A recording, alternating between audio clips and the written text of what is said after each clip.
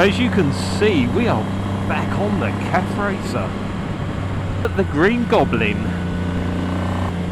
Since we last posted a film, I've managed to get hold of a pair of Triumph Speed Triple headlamp shrouds and a headlamp, and I think it finishes off the bike a lot better than the old clamp you get from the CAF Racer kit company. I mean, that's okay, it does the job, but this looks a bit more factory. So I don't think there's anything else that I could probably do to this. Well, there is one little jobby I could do on it, which is to replace the crankcase cover bolts with stainless Allen head ones, which I might do because these ones are quite good, but they're not fantastic, and that would just finish it off. You can buy the Triumph ones. I did look into buying the Triumph ones when I did the Daytona 900, but they're really expensive. I mean, if you was to replace them all with the original Triumph ones, you'd probably be looking at about 90 to 100 pounds, whereas you can buy a stainless kit for about 25-30 pounds.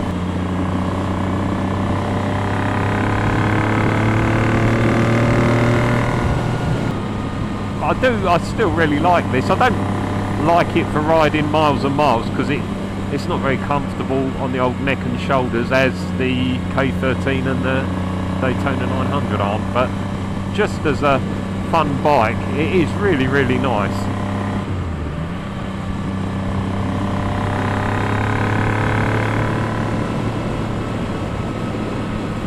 And I tell you, it's so much lighter and nimble when you're riding it. It just feels so different to the Daytona. Yeah, I mean, there's a hell of a big weight difference.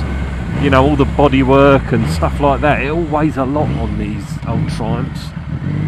And changing it all makes a big, big difference.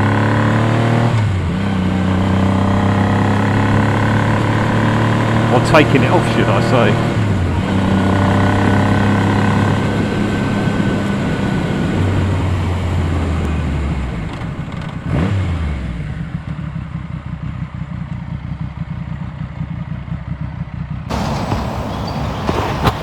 Yeah, so the main difference now is we've got these shrouds,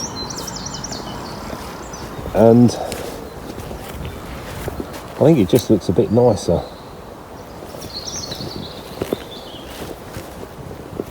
Each to their own and everything, but yeah, I think it's just a bit more factory.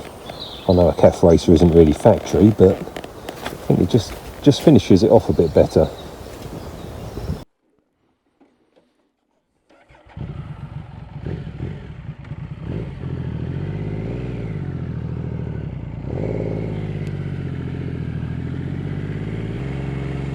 I know this is all bits and pieces anyway, but I think that just finishes it.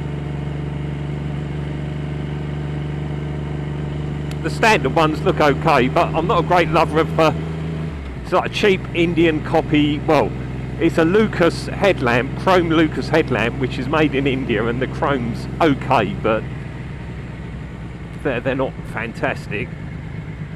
The headlamp clamps that you get with the kit are quite good, but I just like these ones. I think these just look nicer.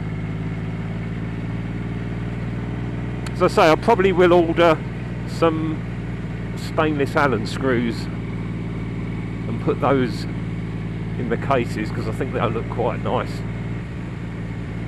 But apart from that, I don't think there's really a lot else I could do to this now, apart from ride it.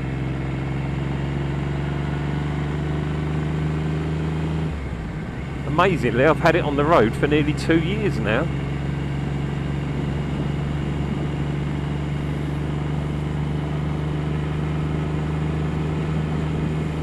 It's not a bike I'm going to do thousands of miles on every year, though. It's, as I say, it's not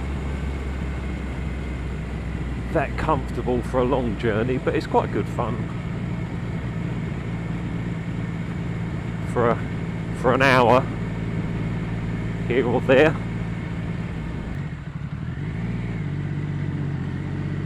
I'm not sure how big the fuel tank on this is now. I'd like to say 14 litres, but it's funny, it's very deceptive when you look inside the tank. I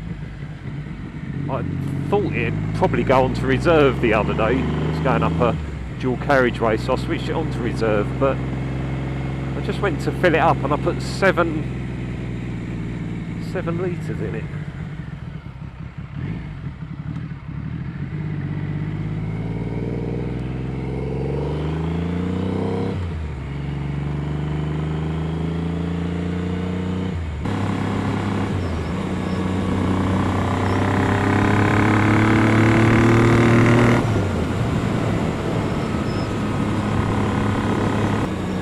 There's a couple of little jobs I might get done in the winter. I might get the front fork legs repowder coated because I never got them done when I first did the bike. But that might be a job to do.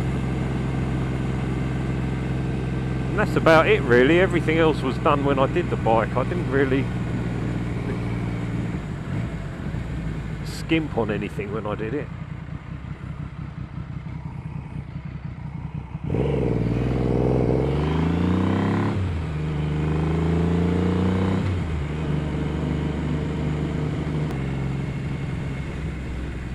Why did that man wave to me in the Freelander? I didn't recognise him. Perhaps he recognised the bike.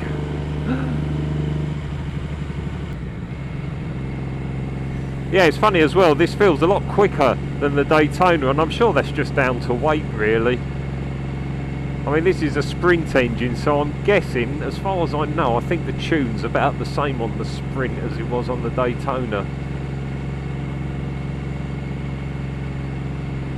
But obviously this has been jetted up, better flowing exhaust,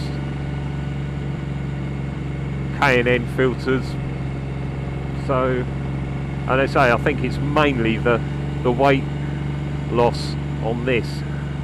We've done 9.5 slow miles now, and already my neck's aching a bit and my backside's a bit achy, but I mean, if you're throwing it around some good A roads, you're moving about a bit more. Generally it'll be a bit more comfortable.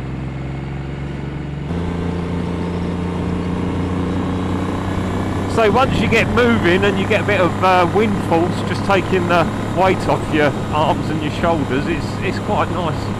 Seat, as I say, the seat's not fantastic, but it's alright. As I say, you're not going to, well, I wouldn't spend a day riding it. I've got more comfortable bikes to do that on, but you know, when you look at the bike, I mean really these bikes, I mean it's capable of sort of 135, 140 mile an hour. They're quite a quick old bike. When you think how old it is, this is 24 years old. Classic policy. So there we are, the Triumph CAF Racer is finished. Thanks for watching, and we'll see you on the next one.